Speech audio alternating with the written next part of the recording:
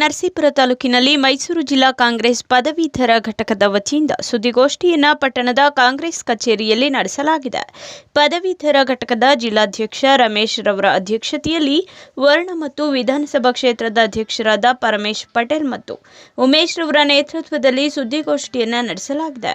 ನಂತರ ಮಾತನಾಡಿದ ಅವರು, ಚುನಾವಣೆ ಸೇರಿದಂತೆ ಹಲವು ಕಾರಣಗಳಿಂದ ಪದವೀಧರ ಘಟಕದ ಪದಾಧಿಕಾರಿಗಳನ್ನು ನೇಮಕ ಮಾಡಲು ವಿಳಂಬವಾಗಿದ್ದು, ಮುಂದಿನ ದಿನಗಳಲ್ಲಿ ಸಚಿವ ಎಚ್ ಸಿ ಮಹದೇವಪ್ಪರವರನ್ನು ಸಂಪರ್ಕಿಸಿ ದಿನಾಂಕ ಖಾತ್ರಿ ಮಾಡಿಕೊಂಡು ಮಾಜಿ ಶಾಸಕ ಯತೀಂದ್ರ ಸಿದ್ದರಾಮಯ್ಯ ಮತ್ತು ಕೆಡಿಪಿ ಸದಸ್ಯ ಸುನಿಲ್ ಬೋಸ್ರವರ ನೇತೃತ್ವದಲ್ಲಿ ಮೈಸೂರು ಜಿಲ್ಲಾ ಪದವೀಧರ ಘಟಕದ ಪದಾಧಿಕಾರಿಗಳ ಪದಗ್ರಹಣ ಕಾರ್ಯಕ್ರಮವನ್ನು ನಡೆಸಲು ತೀರ್ಮಾನಿಸಲಾಗಿದೆ. ಸರ್ಕಾರ ಜನಪರ ಮಾಡಿರೋದ್ರಿಂದ ಎಲ್ಲರೂ ಲೋಕಸಭೆಯಲ್ಲಿ ಕಾಂಗ್ರೆಸ್ ಹೆಚ್ಚು ಸ್ಥಾನ ಗೆಲ್ಲಿಸುತ್ತೆ. ಅದಕ್ಕೆ ನಾವು ಪದವೀಧರ ಘಟಕ ನಮ್ಮ ಸರ್ಕಾರದ ಯೋಜನೆಗಳು ತಲುಪಿರೋದನ್ನು ಜನಗಳಿಗೆ ನಿರಂತರವಾಗಿ ತಾಲೂಕಿನಲ್ಲಿ ವಿಷಯವನ್ನು ಅರಿವು ಮೂಡಿಸಿ ಮತ್ತು ನಮ್ಮ ಪಕ್ಷ ಕೇಂದ್ರದಲ್ಲಿ ಬಂದರೆ ಈಗ 60 ವರ್ಷ ಸರ್ಕಾರ ಆಳ್ತು. 60 ವರ್ಷದಿಂದಲೇ ಬಂದಿದ್ದು ಏನು ಮೂಲಭೂತ ಸಮಸ್ಯೆಗಳು ಬಗೆಹರಿದಾಗ ಶಿಕ್ಷಣದ್ದಾಗ್ಬೋದು, ರೈಲ್ವೆ ಆಗ್ಬೋದು, ಚರಂಡಿ ವ್ಯವಸ್ಥೆ ಎಲ್ಲ ಮಾಡಿದ್ದು ಕಾಂಗ್ರೆಸ್. ಈ 10 ವರ್ಷದಲ್ಲಿ ಏನು ಮಾಡ್ತು ಅನ್ನೋದು ನಿಮಗೆ ಗೊತ್ತು. ಆದರೆ ಅವ್ರು ಹೇಳ್ತಾರೆ ಅಂತಂದರೆ ಜನಗಳನ್ನ ದಿಕ್ಕೆ ತಪ್ಪಿಸೋದು, ಅವ್ರೇನು ಮಾಡಲಿಲ್ಲ ನಾವು ಮಾಡಿದ್ವಿ ಅಂತ ನಿಮಗೆ ಗೊತ್ತಲ್ವಾ.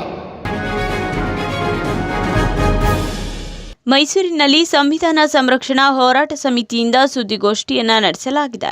ಸಹಕಾರಿ ಕ್ಷೇತ್ರದಲ್ಲಿ ಮೀಸಲಾತಿ ವಿರುದ್ಧ ಮಾತನಾಡಿರುವ ಶಾಸಕ ಜಿಟಿ ದೇವೇಗೌಡರವರ ನಡೆಯನ್ನು ಖಂಡಿಸಿ ಸುದ್ದಿಗೋಷ್ಠಿಯನ್ನು ನಡೆಸಲಾಗಿದ್ದು, ಸಂವಿಧಾನ ಸಂರಕ್ಷಣಾ ಹೋರಾಟ ಸಮಿತಿ ಅಧ್ಯಕ್ಷ ಎನ್ ಭಾಸ್ಕರ್, ಕಾಂಗ್ರೆಸ್ ಮುಖಂಡ ವಕೀಲ ತಿಮ್ಮಯ್ಯ ಜಂಟಿ ಸುದ್ದಿಗೋಷ್ಠಿಯನ್ನು ನಡೆಸಿದ್ದಾರೆ. ನಗರದ ಜಲದರ್ಶಿನಿಯಲ್ಲಿ ಸುದ್ದಿಗೋಷ್ಠಿ ನಡೆದಿದೆ. ಶಾಸಕಾಂಗ ಸಭೆಯಲ್ಲಿ ಸಹಕಾರಿ ಕ್ಷೇತ್ರದ ಮೀಸಲಾತಿ ವಿರೋಧಿಸಿರುವುದು ಖಂಡನೀಯ.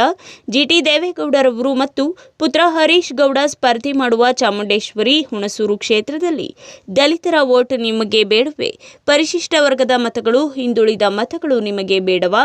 ಈ ಕೂಡಲೇ ತಾವು ಅಹಿಂದ ವರ್ಗಗಳ ಕ್ಷಮೆ ಕೋರಬೇಕು. ಇಲ್ಲ ಅಂದರೆ ನಿಮ್ಮ ಕಚೇರಿ ಮುಂದೆ ಪ್ರತಿಭಟನೆ ಮೂಲಕ ವಿರುದ್ಧ ಉಗ್ರ ಹೋರಾಟಕ್ಕೆ ಇಳಿಯಬೇಕಾಗುತ್ತದೆ ಎಂದು ತಿಳಿಸಿದ್ದಾರೆ. ಇನ್ನು ಸುದ್ದಿಗೋಷ್ಠಿಯಲ್ಲಿ ಕಾಂಗ್ರೆಸ್ ಮುಖಂಡ ವಕೀಲ ತಿಮ್ಮಯ್ಯ, ಹಿಂದುಳಿದ ಜಾಗೃತಿ ವೇದಿಕೆ ಅಧ್ಯಕ್ಷ ಕೆಎಸ್ ಶಿವರಾಮ್, ನಾಯಕ ಹಿತರಕ್ಷಣಾ ಸಮಿತಿ ಮುಖಂಡ ದ್ಯಾಮಪ್ಪ ನಾಯಕ ಸೇರಿದಂತೆ ಇತರರು ಭಾಗಿಯಾಗಿದ್ದಾರೆ. ಮೀಸಲಾತಿ ಬೇಡದ ವ್ಯಕ್ತಿಗೆ ದಲಿತರ ಮತ ಹಾಕಬೇಕು, ಇದು ಫಸ್ಟ್ ಆತ ಘೋಷಣೆ ಮಾಡಬೇಕು. ಇಲ್ಲ ಅದಾಯಿತು ಅಂದರೆ ನಾನು ಬಾಯಿ ತಪ್ಪಂದೆ ಅಂತ ಕ್ಷಮೆಯಾಚನೆ ಮಾಡಬೇಕು. ಅದು ಕೂಡ ಮಾಡಿಲ್ಲ ಅಂದರೆ ನಾವು 28ನೇ ತಾರೀಕು ನಮ್ಮ ಜಿ ಟಿ ದೇವೇಗೌಡರ ಕಚೇರಿ ಮುಂದೆ ನಾವು ಸಾಂಕೇತಿಕವಾಗಿ 10 ಗಂಟೆಯಿಂದ 12 ಗಂಟೆವರೆಗೆ ಫಸ್ಟು ಪ್ರತಿಭಟನೆ ಮಾಡ್ತೀವಿ. ಧರಣಿ ಕಾರ್ಯಕ್ರಮ ಇದೆ. ಆ ಧರಣಿ ಕಾರ್ಯಕ್ರಮಕ್ಕೂ ಕೂಡ ಆತ ಬಗ್ದೆ ಹೋದರೆ ನಾವು ಉಗ್ರ ಹೋರಾಟ ರೂಪಿಸ್ತೀವಿ ಅನ್ನೋದ್ರ ಮೂಲಕ ತಮ್ಮ ಗಮನಕ್ಕೆ ತರಲು ನಾವು ಈ ಪತ್ರಿಕಾಗೋಷ್ಠಿ ಕರೆದಿವಿ.